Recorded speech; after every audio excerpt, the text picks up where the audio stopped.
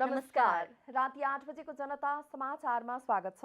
म प्रतिमा चौधरी। म कावेरी पौडेल। सबैभन्दा पहिले प्रमुख समाचार। एमाले अध्यक्ष ओली गणतन्त्रको पक्षमा नभएको एकीकृत समाजवादीका अध्यक्ष नेपालको टिप्पणी। राजावादीहरूसँग भेटेर खतरनाक योजना बनाउने गरेको आरोप। स्थानीय तह निर्वाचनमा सत्ता गठबन्धनसँग सहकार्य गर्ने नेपाली कांग्रेसको निष्कर्ष। भोलि बस्ने बैठकले निर्णय गर्ने। कञ्चनपुरको प्यारा ताल सरसफाईमा भारतीय सीमा सुरक्षा बलको अवरोध। प्रहरी प्रशासनले सुरक्षा दिन नसकेको स्थानीयको गुनासो। जारी युद्धका बीच रूस र युक्रेन बीच प्रत्यक्ष वार्ताको तयारी। तटस्थ युक्रेनको रूसी शर्त स्वीकार्न राष्ट्रपति जेलेन्स्की तयार। र त्रिकोणात्मक टी20 सिरिजमा नेपालको विजयी सुरुवात। पीएनजी 15 रनले पराजय।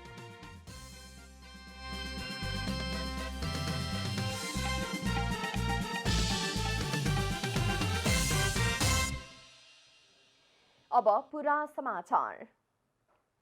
नेपाल कम्युनिस्ट पार्टी एकीकृत समाजवादीका अध्यक्ष माधव कुमार नेपालले एमाले अध्यक्ष केपी शर्मा ओलीले राजावादी शक्तिहरूसँग भेटेर खतरनाक योजना बनाउने गरेको बताउनु भएको छ। सोमबार काठमाडौँमा युवा संघ नेपालको केन्द्रीय सचिवालय बैठकलाई सम्बोधन गर्दै अध्यक्ष नेपालले नेकपा एमालेका अध्यक्ष ओली राजावादी शक्तिहरूसँग मध्यरातमा अज्ञात ठाउँमा बसेर खतरनाक योजनाहरू बनाउने गरेको आरोप लगाउनुभयो। उहाँले ओली विगतदेखि नै गणतन्त्रको पक्षमा नभएको पनि बताउनुभयो। उहाँले तत्कालीन एमालेमा आफ्नो पक्षमा रहेका 10 भाइ नेताहरूकै सहारा र सहयोगमा ओली विरुद्धमा लागेको भए पनि आफूले उनीहरूबाट धोका पाएको बताउनुभयो। तीन मौकामा धोका दिने स्थिति बन्यो। एक्लो म रहनुपर्ने स्थिति बन्यो। एक्लो बृहस्पति जुटा भने जस्तै त्यसको निम्ति शक्तिशाल चाहिँ दृढताका साथ उभिएको। जब गणतन्त्रको बारेमा हाम्रो पार्टी केन्द्रीय कमिटीमा बहस गरिरहेका थियौँ, पार्टीको केन्द्रीय नेतृत्वभित्र नै विवाद भयो। पुराना नेताहरू मध्येका नेताहरूले नै गणतन्त्र ल्याउन सम्भव छैन भने सम्भव छ भन्ने कुराको अगुवाई मैले गरेँ। अध्यक्ष नेपालले ओलीसँग विद्रोह गर्न नसकेकाहरू एमालेमा निरीह भएर बसेको टिप्पणी समेत गर्नुभयो। उनीहरूलाई कमिटीमा एक शब्द पनि बोल्न नदिएको, छलफल र परामर्शमा भाग लिन नदिएको भन्दै उहाँले आफूहरू त्यसै गरी बेइज्जत नहुनका लागि एमाले छाडेको बताउनुभयो। एमाले गुण्डा जमात तयार पारेकाले त्यहाँ फरक मत राख्नेलाई हातपात पनि हुन सक्ने उहाँको भनाइ छ।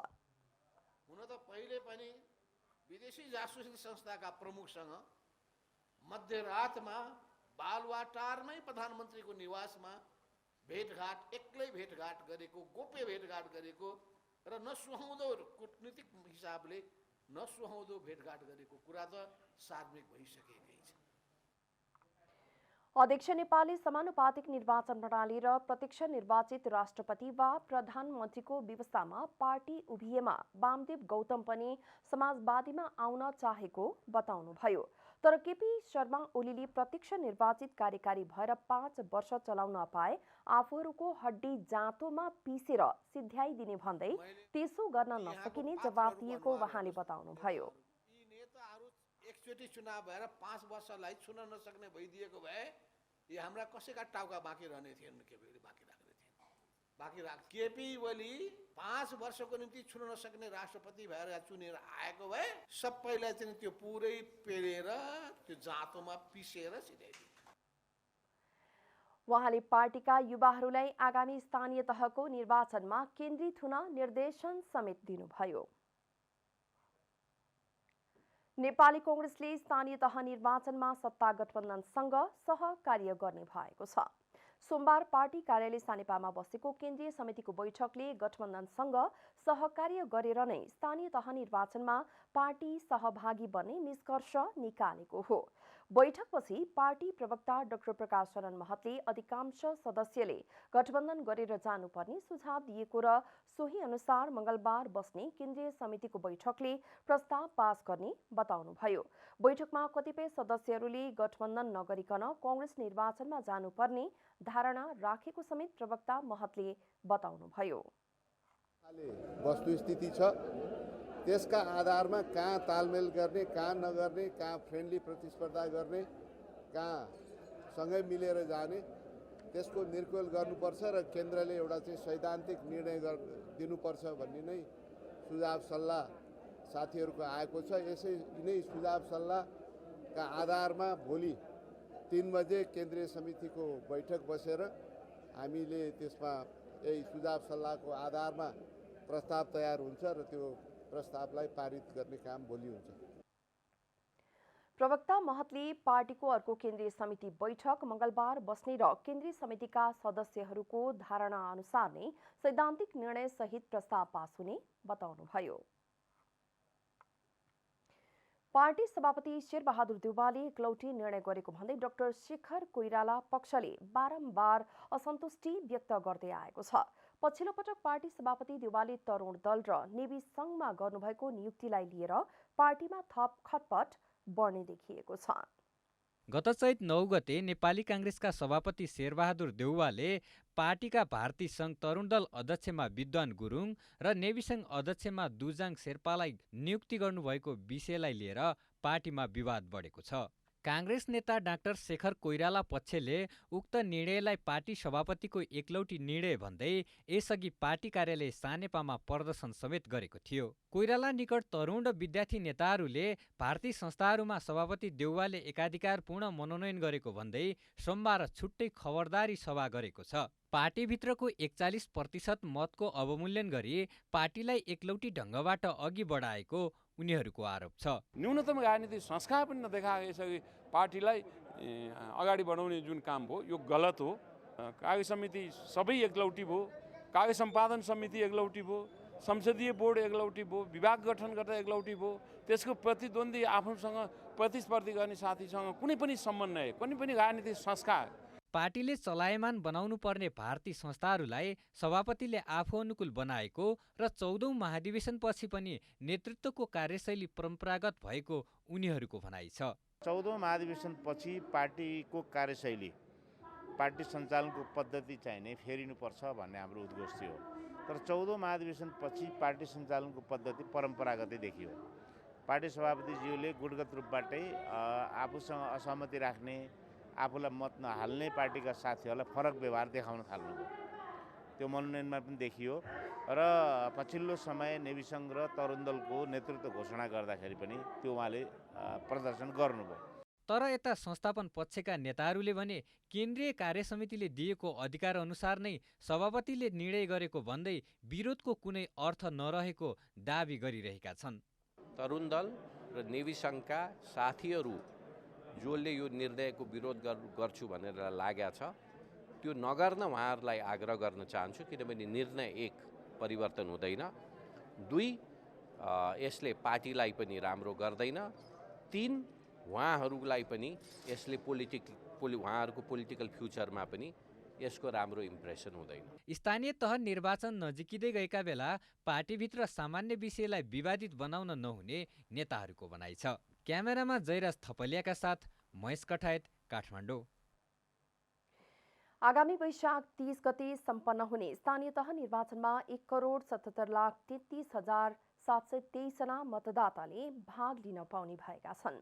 निर्वाचन आयोग नेपालले सोमबार नियमित पत्रकार सम्मेलन गरी स्थानीय तह निर्वाचनमा भाग लिने सो संख्यामा रहेका मतदाताहरूको नामावली स्वीकृत गरिएको जानकारी गराएको हो।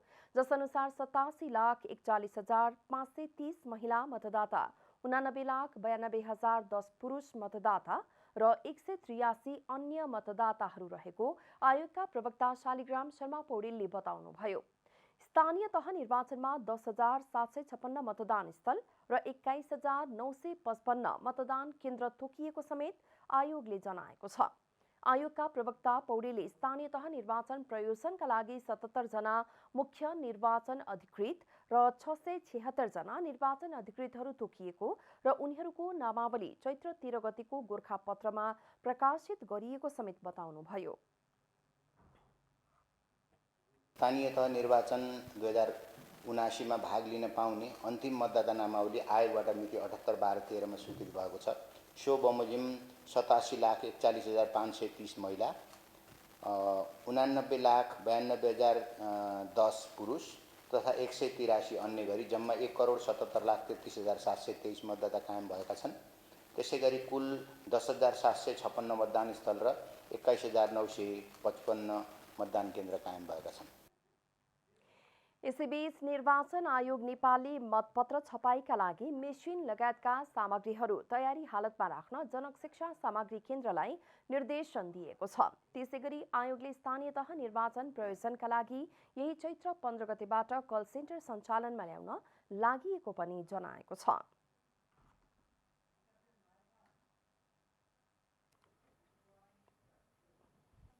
पूर्व प्रधानमन्त्री डाक्टर बाबुराम भट्टराईले कमजोर कानुनी आधारमा लगानी बोर्डको गठन भएकाले त्यसको ऐन संशोधन गर्नु जरुरी रहेको बताउनु भएको छ।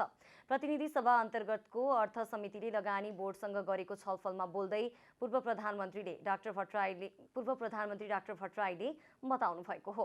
उहाँले लगानी बोर्डको ऐन एकदमै कमजोर भएकाले आगामी बजेटबाट ऐन संशोधन गरेर बोर्डको नेतृत्व प्रधानमन्त्री पछिको दोस्रो वरियताको शक्तिशाली व्यक्तिले गर्ने व्यवस्था बनाउन सुझाव दिनुभयो।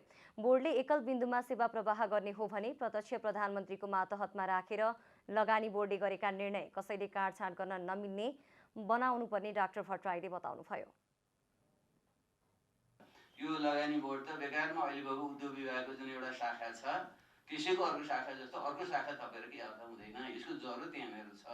त्यसैले अहिले बजेटमा हामीले सिफारिस गरेर पठाउने हो भने त्यो ऐनलाई चाहिँ बदलेर अधिकार सम्पन्न यसलाई बनाउनुपर्छ। एकल बिन्दु सेवा गर्ने हो भने प्रत्यक्ष रूपमा प्रधानमन्त्री मातहत र लगानी बोर्डले गरेको कामलाई कसैले चाहिँ काटछाँट गर्न पाउँदैन। त्यस्तै नेकपा एमाले सांसद तथा पूर्व अर्थमन्त्री सुरेन्द्र पाण्डेले निर्णय गर्दा गलत हुन सक्ने तर निर्णय नगर्दा केही पनि नहुने व्यवस्थाले थप समस्या बनाएको बताउनुभयो। उहाँले समितिमा सघन रूपमा छलफल गरेर निर्णय गर्नेलाई पनि कारबाही हुने कानुन बनाउन आवश्यक भएको बताउनुभयो।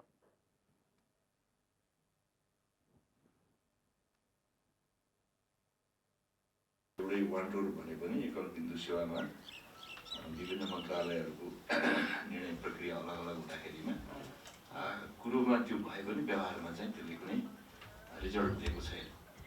जग्गा दिन सक्दैन या अर्को हुन सक्दैन, यी पैसा दिन नसक्ने अर्को यस्ता खालका समस्या छन्।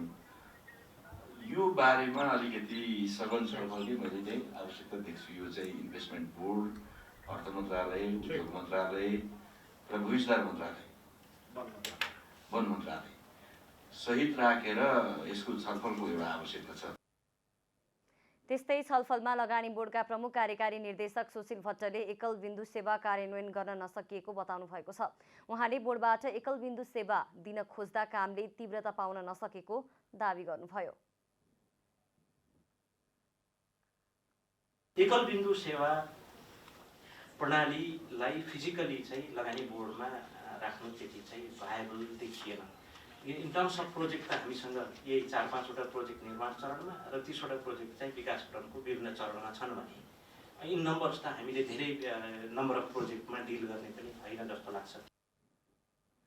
सीईओ भट्टले निजगढ अन्तर्राष्ट्रिय विमानस्थल आयोजनामा विभिन्न क्षेत्रका विज्ञ राखेर थप अध्ययन गर्न लागेको बताउनुभयो। उहाँले विगतमा लगानीकर्ता नआउँदा र परियोजनाको विषयमा विवाद भएकाले ढिला भएको जानकारी दिनुभयो। वैदेशिक रोजगार बोर्डले विदेशमा मृत्यु र अङ्गभङ्ग भएका श्रमिकका परिवारलाई दिइने क्षतिपूर्ति सम्बन्धी सेवा अनलाइन प्रणाली मार्फत दिने भएको छ। सोमबार मन्त्रालयमा पत्रकार सम्मेलन गर्दै श्रम, रोजगार तथा सामाजिक सुरक्षा मन्त्री कृष्णकुमार श्रेष्ठले वैदेशिक रोजगार बोर्डले विदेशमा मृत्यु र अङ्गभङ्ग भएका श्रमिकका परिवारलाई दिइने क्षतिपूर्ति सम्बन्धी सेवा अनलाइन प्रणाली मार्फत सुरु भएको बताउनु भएको हो।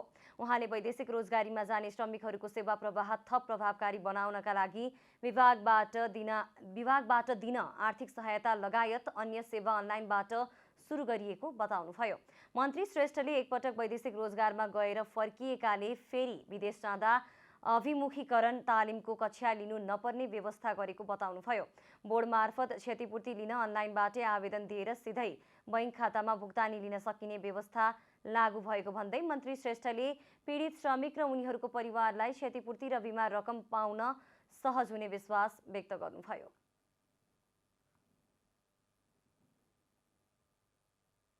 कार्यविधिको दफा 4 मा उल्लेखित मृत्यु, अङ्गभङ्ग, गम्भीर बिरामी भएमा नियमानुसार पाइने आर्थिक सहायता, शैक्षिक छात्रवृत्ति, श्रमिकको परिवारले पाउने स्वास्थ्य उपचार खर्च, अल्पत्र शव नेपाल झिकाउने, अल्पत्र श्रमिकलाई उद्धार गरी स्वदेश ल्याउने, निशुल्क शव ढुवानी सेवा लगायतका सेवाहरू बोर्डको सचिवालयबाट अनलाइन मार्फत प्रणाली मार्फत उपलब्ध गराइनेछ। वैदेशिक रोजगारीको क्रममा मृत्यु भएका श्रमिकको इच्छाको व्यक्तिले नियमअनुसार पाउने बिमा रकमको भुक्तानीको लागि समेत सेवाग्राहीले यस प्रणालीको प्रयोग गर्न सक्ने व्यवस्था रहेको छ। त्यस्तै मन्त्री श्रेष्ठले लाइसेन्स प्राप्त म्यानपावरहरूले वैदेशिक रोजगारीमा जाने श्रमिकलाई ठगी गरेको वा दुःख दिएको थाहा पाए तत्काल कडा कारबाही गरिने बताउनुभयो। उहाँले अहिले 35वटा म्यानपावर कम्पनीहरूको अनुसन्धान गरिरहेको बताउनुभयो। श्रमिकहरूलाई जसले चाहिँ दुःख दिने भनौँ न, नियतले पैसा ठग्ने जो छ भने तिनलाई चाहिँ कडाभन्दा कडा कारबाही गर्ने कुरामा र यो सँगसँगै अहिले 35वटा कम्पनीको हकमा अनुसन्धान अधिकृत तोकेर चाहिँ हामीले कारबाही अगाडि बढाएका छौँ। मन्त्री श्रेष्ठले वैदेशिक रोजगारीलाई थप सुरक्षित, व्यवस्थित र मर्यादित बनाउन वैदेशिक ऐन 2064 संशोधन गर्ने तयारीमा रहेको जानकारी पनि दिनुभयो। नेपाल कम्युनिस्ट पार्टी क्रान्तिकारी माओवादीले निर्वाचन बहिष्कार गर्ने भएपछि पार्टीबाट विद्रोह गर्दै युवा विद्यार्थीहरूले संयुक्त समाजवादी मोर्चाको घोषणा गरेका छन्। नेकपा क्रान्तिकारी माओवादीले आगामी वैशाख 30 गते हुने स्थानीय तह निर्वाचन बहिष्कार गर्ने निर्णयमा असन्तुष्टि जनाउँदै पार्टीका युवा तथा विद्यार्थी नेताहरूले सो पार्टी परित्याग गरेका हुन्। सोमबार काठमाडौँमा पत्रकार सम्मेलनको आयोजना गर्दै नेकपा क्रान्तिकारी माओवादी निकट विद्यार्थी संगठन अखिल क्रान्तिकारीका पूर्व केन्द्रीय अध्यक्ष तथा देशभक्त जनगणतान्त्रिक मोर्चाका केन्द्रीय सदस्य सेवन्तराज भण्डारीको नेतृत्वमा संयुक्त समाजवादी मोर्चाको घोषणा गरिएको हो। उहाँले मोहन वैद्य नेतृत्वको क्रान्तिकारी माओवादीले तत्कालीन माओवादी पार्टीबाट विभाजन हुनुको औचित्य पुष्टि गर्न नसकेको र मोहन वैद्यको नेतृत्वमा समाजवादी क्रान्ति पूरा गर्न सम्भव नभएकाले विद्रोह गर्नु परेको पनि बताउनुभयो। कमरेड मोहन वैद्यको नेतृत्वमा हामी यो गोलचक्करबाट निस्कन सक्दैनौँ र हामीलाई स्पष्ट के लाग्यो त भन्दाखेरि उहाँको इतिहासको सम्मान गर्दै, उहाँको योगदानको सम्मान गर्दै उहाँलाई भोलिका दिनमा पनि हामी आदर सम्मान गर्छौँ। तर कमरेड मोहन वैद्यको आदर सम्मान गर्दा गर्दै उहाँको क्षमताबाट अब अगाडि बढ्न सम्भव छैन। अब नेपाली क्रान्ति, नेपाली जनताको हितमा हुने गरी जुन समाजवादी क्रान्ति गर्ने भनेर हामीले भनिरहेका छौँ, त्यो समाजवादमा पुग्ने लक्ष्यका निम्ति कमरेड मोहन वैद्य लगायतको नेतृत्वको क्षमता बाधक बन्न पुग्यो। त्यस कारणले गर्दाखेरि हामीले विद्रोहको आँट गऱ्यौँ। मोर्चाले 15 दिनभित्रमा राष्ट्रिय सम्मेलनको आयोजना गर्ने जनाएको छ। कञ्चनपुरको पुनर्वास नगरपालिका वडा नम्बर 9 बीच फाँटामा पर्ने रमणीय प्यारा तालमा सरसफाई गर्दा भारतीय सीमा सुरक्षा बल एसएसबीले अवरोध गरेका छन्। ताल भारतमा पर्ने भन्दै भारतीय सुरक्षा बल एसएसबीले काममा अवरोध गरेको हो। कञ्चनपुरको पुनर्वास नगरपालिका वडा नम्बर 9 बीच फाँटामा पर्ने रमणीय प्यारा तालमा सरसफाई भइरहेको छ। प्रधानमन्त्री स्वरोजगार कार्यक्रम मार्फत तालमा सरसफाई भइरहेको हो। तालमा जलकुम्भी नामक झार भरिदा तालको सौन्दर्यतामा ह्रास आउन थालेपछि सरसफाई गर्न लागिएको हो। दैनिक 30 जना कामदार लागेर सरसफाई गरिरहेका छन्, तर भारतीय सीमा सुरक्षा बल एसएसबी आएर गाली गलौज गर्दै काममा अवरोध ल्याएको पुनर्वास नगरपालिकाले जनाएको छ। काम गर्ने मान्छेहरूलाई गाली गलौजहरू गर्ने र अनि यहाँ चाहिँ यो भारतको हो, यो चाहिँ सबै प्यारा ताल हाम्रो हो, हाम्रो क्षेत्रमा चाहिँ यसरी तिमीहरूले चाहिँ सफाई गर्न पाउँदैनौ एकतर्फी रूपमा भन्ने किसिमको उनीहरूले चाहिँ गरिसकेपछि हामीले चाहिँ निरन्तर रूपमा यसलाई सरसफाई गर्ने कार्य चाहिँ जारी राखेका छौँ। हामी तत्कालीन अवस्थामा आएर चाहिँ हामीले पुनः चाहिँ यो हाम्रो काम चाहिँ सुचारू भएको छ। काममा अवरोध आएको सुरक्षा निकायलाई जानकारी गराउँदा समेत सुरक्षा दिन नसकिने जानकारी पाएको वडाध्यक्ष नारायण प्रसाद जैसीले बताउनु भएको छ।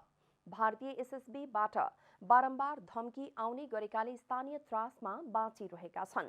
नेपाल भारत सीमा स्तम्भ नम्बर 195 सो तालभन्दा करिब 500 मिटर भित्र नेपाल तर्फ पर्छ, तर भारतीय पक्षले सो स्तम्भलाई स्वीकार गर्दैन।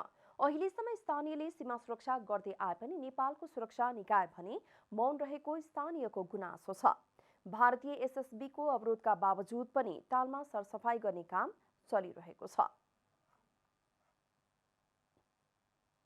विवादित गर्ने यहाँ चाहिँ सिमानामा बस्ने वडावासी अथवा बासिन्दाहरूलाई तनाव दिने एसएसबीद्वारा बारम्बार धम्कीहरू दिने यहाँ चाहिँ अवरोध गर्ने सिमानामा चाहिँ गतिविधिहरू भनौँ सहज रूपमा नहुने र यसलाई सधैँ विवादित रूपमा र एउटा त्रासपूर्ण वातावरणमा चाहिँ सरकारले पनि यसलाई बनाएको छ र यसलाई छिटोभन्दा छिटो निकास गरेर यो सीमा समाधान गरेर यसलाई चाहिँ सहजतापूर्ण रूपमा लिनुपर्छ। तालको केही भाग सरसफाई भएपछि घुम्न आउने आन्तरिक पर्यटकहरूको संख्यामा वृद्धि भएको छ। पर्यटन प्रवर्धनका लागि पुनर्वास नगरपालिकाले यसै आर्थिक वर्षमा 3 लाख बजेट विनियोजन गरेको छ। आन्तरिक पर्यटक बढेपछि स्थानीय व्यवसायी पनि उत्साहित भएका छन्।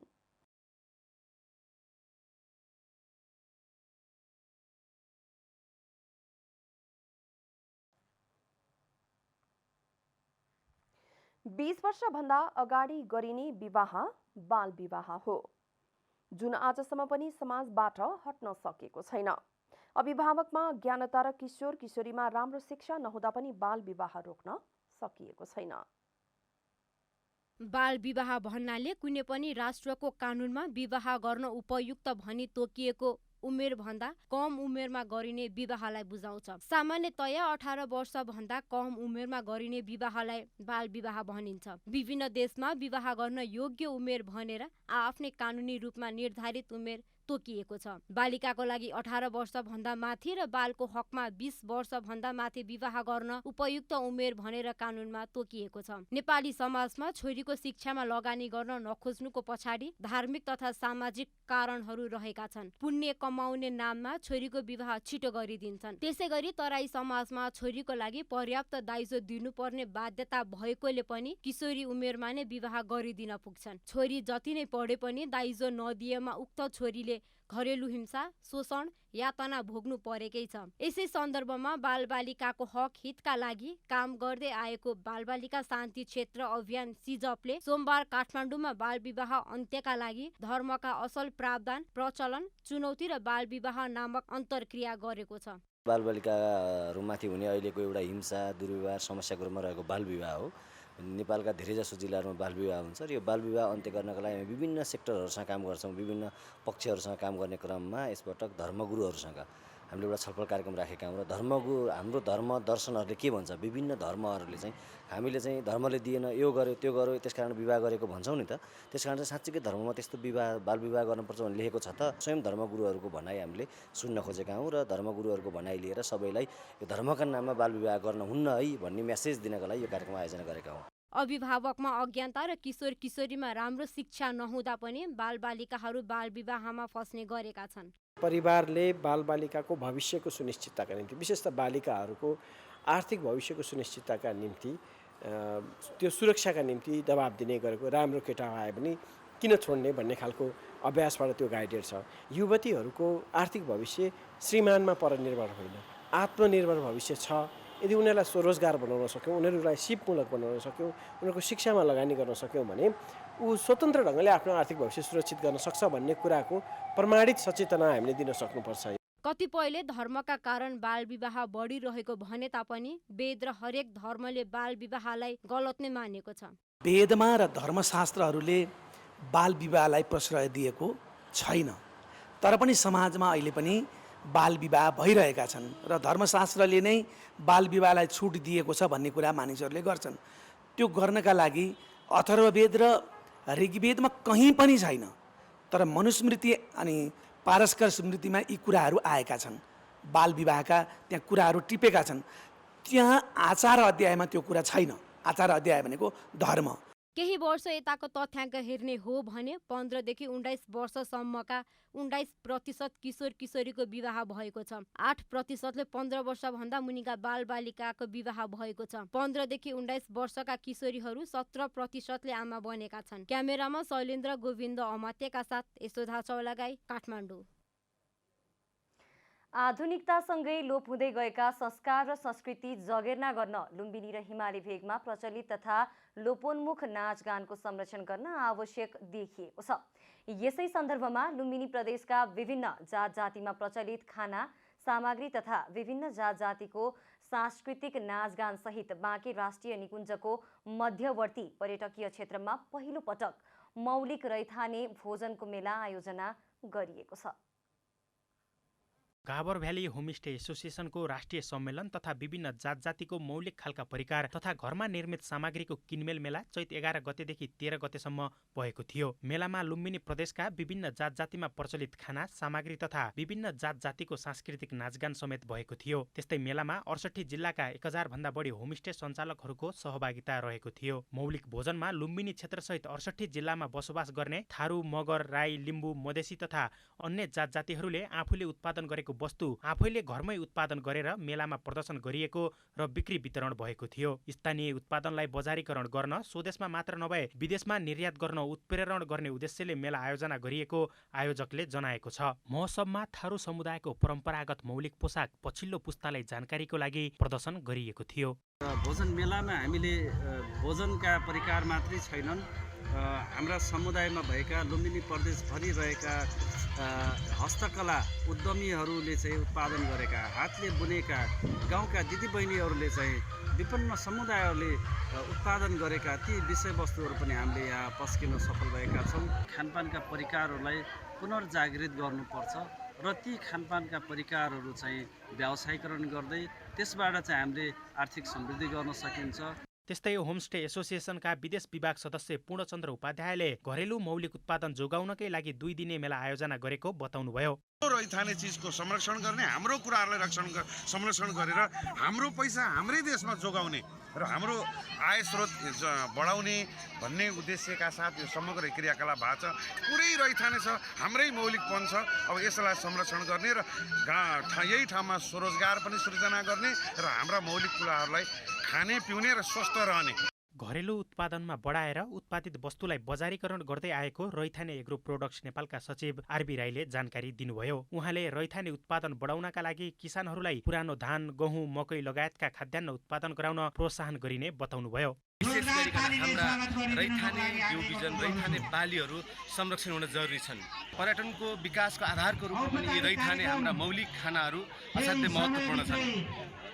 रैथाने एग्री प्रोडक्ट्स नेपालले यी हाम्रा लोपोन्मुख अवस्थामा रहेका अथवा लोप हुँदै जान लागेका हाम्रा रैथाने बिउ बिजन, बाली नाली, हाम्रा सिप, हाम्रा कला, हाम्रा संस्कृति अनि हाम्रा मौलिक परम्पराहरूलाई संरक्षण र प्रवर्धन गर्दै यो पर्यटनसँग जोड्ने यसको उद्देश्य रहेको छ।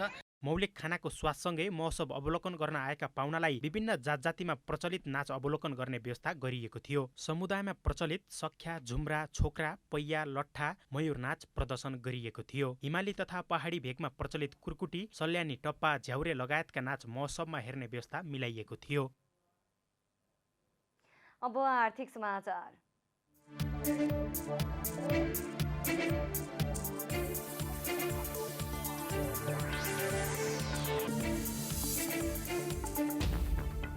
साताको दोस्रो दिन सोमबारको कारोबारमा पनि नेप्से परिसूचकमा गिरावट आएको छ। आइतबार 41.43 अङ्कले घटेको नेप्से परिसूचक सोमबार 30.43 अङ्कले घटेर 2541.83 बिन्दुमा झरेको छ। त्यस्तै सेन्सेटिभ इन्डेक्स 5.3 अङ्क घटेको छ भने फ्लोट इन्डेक्स 2.13 अङ्क र सेन्सेटिभ फ्लोट इन्डेक्स 1.92 अङ्कले गिरावट आएको छ। सोमबार कारोबारमा आएका 231 कम्पनीको 49,58,000 किता सेयर 2,54,53,00,000 रुपैयाँ बराबरको खरिद बिक्री भएको छ। आइतबारको तुलनामा सोमबार कारोबार रकममा समेत भारी गिरावट आएको छ। आइतबार करिब 5 अर्बको सेयर खरिद बिक्री भएको थियो। सोमबार नेप्से परिसूचकमा गिरावट आए पनि 2वटा कम्पनीको सेयर मूल्य भने सकारात्मक सर्किट लेभलमा कारोबार भएको छ। चैतको दोस्रो साता ब्याङ्कहरूको कर्जा र निक्षेप समान 2 अर्ब रुपैयाँले बढेको छ। नेपाल ब्याङ्कर्स सङ्घको पछिल्लो तथ्याङ्क अनुसार गत चैत 4 गतेदेखि 11 गतेसम्म 27वटा वाणिज्य ब्याङ्कहरूले 2 अर्ब निक्षेप सङ्कलन गर्दै सोही दरमा कर्जा लगानी गरेका हुन्। यस्तो तथ्याङ्क अघिल्लो हप्ता अर्थात् गत फागुन 27 गतेदेखि चैत्र 4 गतेसम्म ब्याङ्कहरूले 2 अर्ब रुपैयाँले नै निक्षेप सङ्कलन गर्दै 1 अर्ब रुपैयाँ मात्र लगानी गरेका थिए। बजारमा तरलता अभावको चाप बढेसँगै ब्याङ्कहरूले कर्जा लगानीमा कडाई गर्दा अघिल्लो हप्ताको तुलनामा सो हप्ता लगानी केही घट्न पुगेको थियो। तर पछिल्लो हप्ता लगानीमा केही खुकुलो नीति लिएसँगै पुनः ब्याङ्कहरूको कर्जा लगानी बढेको छ। ग्रामीण विकास लघुवित्त वित्तीय संस्थाले आफ्ना केन्द्र प्रमुख तथा समूहका सदस्यहरूका लागि वित्तीय साक्षरता तालिम सञ्चालन गरेको छ। बाँकेको कोहलपुरमा एक कार्यक्रमको आयोजना गरी कोहलपुर र कचनापुर शाखाका प्रमुख तथा सदस्यहरूलाई वित्तीय साक्षरता सम्बन्धी अभिमुखीकरण गरिएको हो। नेपाल राष्ट्र ब्याङ्कको निर्देशन अनुसार संस्थाले एक दिने वित्तीय साक्षरता कार्यक्रम सञ्चालन गरेको हो। कार्यक्रममा संस्थाले प्रवाह गर्ने कर्जा र बचतको ब्याज दर, ग्रामीण कर्जा बीमा कार्यक्रम र कर्जाको सदुपयोग कसरी गर्ने भन्ने विषयमा जानकारी प्रदान गरिएको छ। यस्तै कार्यक्रमलाई सम्बोधन गर्दै नेपाल राष्ट्र ब्याङ्क नेपालगञ्जकी कायम मुकायम निर्देशक सजना शिल्पकारले वित्तीय संस्थाहरूले गर्दै आएको कामले स्थानीय स्तरमा संस्थाहरूको कामको उपलब्ध देखिएको बताउनु भएको थियो। गाउँमा पुर्याउने जुन हाम्रो उद्देश्य रहेको छ त्यो उद्देश्यलाई परिपूर्ति गर्नको लागि पनि हामीले यो ग्लोबल मनी विकलाई चाहिँ सफलतापूर्वक सम्पन्न गर्नको लागि विभिन्न हामीसँग इजाजत पत्र प्राप्त संस्थाहरू जुन क वर्ग साथसाथै घ वर्गका संस्थाहरूलाई हामीले जुन निर्देशन दिएका छौँ त्यो निर्देशनलाई मानेर निर्देशन बमोजिम उहाँहरूले जुन यो कार्यक्रम गर्नुभएको छ वित्तीय साक्षरता कार्यक्रम, त्यसको लागि म ग्रामीण विकास लघुवित्त वित्तीय संस्थालाई पनि धेरै धेरै धन्यवाद दिन चाहन्छु। कार्यक्रममा केन्द्र व्यवस्थापनमा केन्द्र प्रमुखको भूमिका, कर्जाको जोखिम न्यूनीकरण गर्ने उपायका बारेमा समेत जानकारी प्रदान गरिएको छ। कार्यक्रममा 90 जनाको सहभागिता रहेको थियो।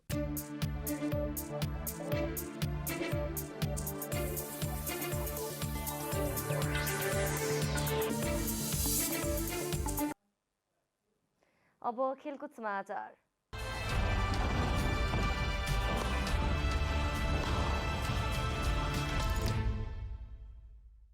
त्रिकोणात्मक टी20 सिरिजमा नेपालले विजयी सुरुवात गरेको छ। त्रिवी क्रिकेट मैदानमा पपुवा न्युगिनी पिएनजीलाई 15 रनले पराजित गर्दै नेपालले विजयी सुरुवात गरेको हो। लगातार 2वटा एकदिवसीय खेलमा पराजित भएको नेपाललाई यो जितले भने केही राहत दिएको छ। नेपालले दिएको 184 रनको लक्ष्य पछाएको पिएनजी निर्धारित ओभरको 4 बल बाँकी हुँदा 168 रन मात्रै बनाउन सक्यो। 29 बलमा 4 छक्का र 5 चौकाको मद्दतले नोमान भानुवाले 52 रनको अर्धशतकीय पारी खेल्दै पिएनजीलाई जित नजिक लगेका थिए। तर उनी एलबीडब्ल्यू आउट भएपछि नेपालले राहत महसुस गरेको थियो। पिएनजीका लागि लिगा सिकाले 21 रन बनाउँदा चार्लिस अमेनीले 22 रनको योगदान गरे। यस्तै सेसेओ 30 रन जोड्दा चाड सोपर 13 रनमा नटआउट रहे पनि हार टार्न पर्याप्त बनेन। नेपालका लागि करण केसी र सन्दीप लामिछानेले समान 3-3 विकेट लिँदा अविनाश बोहराले 2 विकेट हात पारे। सोमपाल कामीको नाममा 1 विकेट रह्यो। नेपालले पिएनजी विरुद्ध पहिलो ब्याटिङ गर्दै निर्धारित 20 ओभरमा 9 विकेट गुमाएर 183 रन बनाएको हो। नेपालका लागि आसिफ शेखले सर्वाधिक 43 रन बनाए। आक्रामक सुरुवात गरेका कुशल भुर्तेलले 20 रन बनाए। रोहितले 34 रन बनाए। आरिफ शेखले 22 बलमा 3 चौका र 2 छक्काको मद्दतमा 31 रन बनाएर आउट भए। पिएनजीका चार्ल्स अमिनी, अलेई नाओ र चाड सोपरले 2-2 विकेट लिए। नोर्मान भानुवा र रिले हेकुरेले 1-1 विकेट हात पारे। खुमलटार युथ क्लबले शहीद स्मारक बी डिभिजन लिग फुटबलमा जित निकालेको छ। इन्फा कम्प्लेक्समा सोमबार भएको खेलमा खुमलटारले बिरगञ्ज युनाइटेडलाई 2-1 गोल अन्तरले हराएको हो। 6औं मिनेटमा कप्तान सबिन केसीले पेनाल्टीबाट गोल गर्दै खुमलटारलाई सुरुवाती अग्रता दिलाएका थिए। तर खेलको 13औं मिनेटमा आशालाल कुँवरले गोल गर्दै बिरगञ्जलाई 1-1 गोलको बराबरीमा ल्याए। त्यसपछि खेलको 75औं मिनेटमा रमेश थापाले गोल गर्दै खुमलटारलाई 2-1 को जित दिलाए। जितसँगै खुमलटारले 9 खेलमा 12 अङ्क जोडेको छ। बिरगञ्जले 9 खेलमा 10 अङ्क जोडेको छ। यसैगरी बाँसबारी युथ क्लबले सहज जित निकालेको छ। इन्फा कम्प्लेक्समा सोमबार भएको खेलमा बाँसबारीले नयाँ बस्ती युथ क्लबलाई 3-1 गोल अन्तरले हराएको हो। खेलको 4औं मिनेटमा बिकी राईले गोल गर्दै बाँसबारीलाई सुरुवाती अग्रता दिलाएका थिए। 25औं मिनेटमा सुलेमान थापा मगरले गोल गर्दै बाँसबारीलाई 2-0 को अग्रता दिलाए। खेलको 32औं मिनेटमा सोम थापाले गोल गर्दै नयाँ बस्तीलाई 2-1 को स्थितिमा ल्याए। त्यसपछि खेलको 85औं मिनेटमा सञ्जय धिमालले गोल गर्दै बाँसबारीलाई 3-1 को जित दिलाए। जितसँगै बाँसबारीले 9 खेलमा 13 अङ्क जोडेको छ। नयाँ बस्तीले 9 खेलमा 13 अङ्क नै जोडेको छ।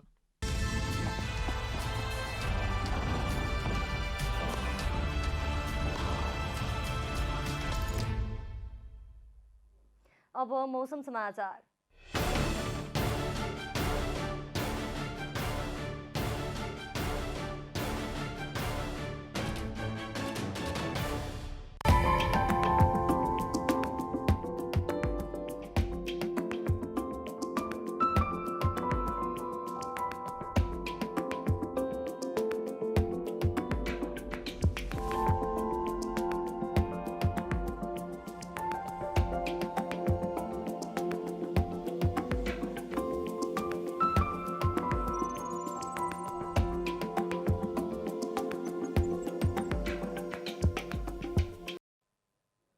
अन्त्यमा आजको डायरी। नेपाली कांग्रेसले स्थानीय तह निर्वाचनमा सत्ता गठबन्धनसँग सहकार्य गर्ने भएको छ। सोमबार पार्टी कार्यालय सानेपामा बसेको केन्द्रीय समितिको बैठकले गठबन्धनसँग सहकार्य गरेर नै स्थानीय तह निर्वाचनमा पार्टी सहभागी बन्ने निष्कर्ष निकालेको हो।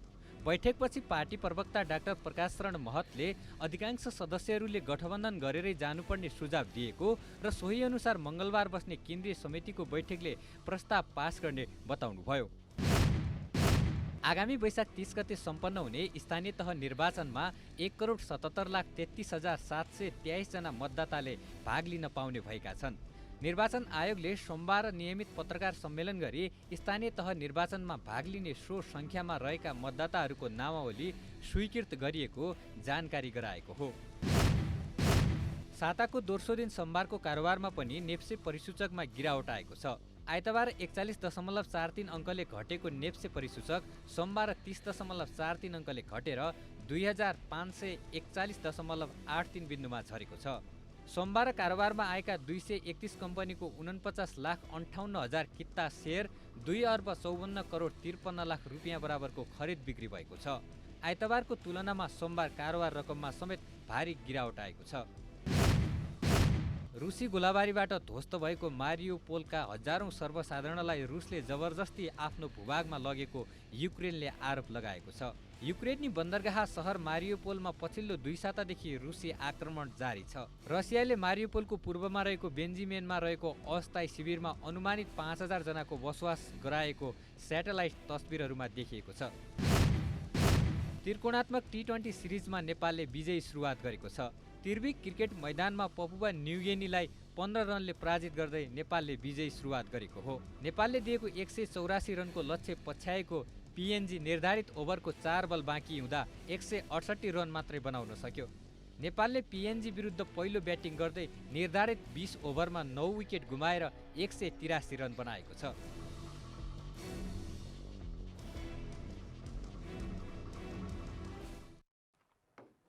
जनता समाचार अहिलेलाई यति नै। जनताद्वारा जनताका लागि प्रसारित जनता टेलिभिजनका कार्यक्रमहरू युट्युब, ट्विटर, फेसबुक र हाम्रो वेबसाइट जनतासमाचार.com मा पनि पढ्न र हेर्न सक्नुहुनेछ। नमस्कार।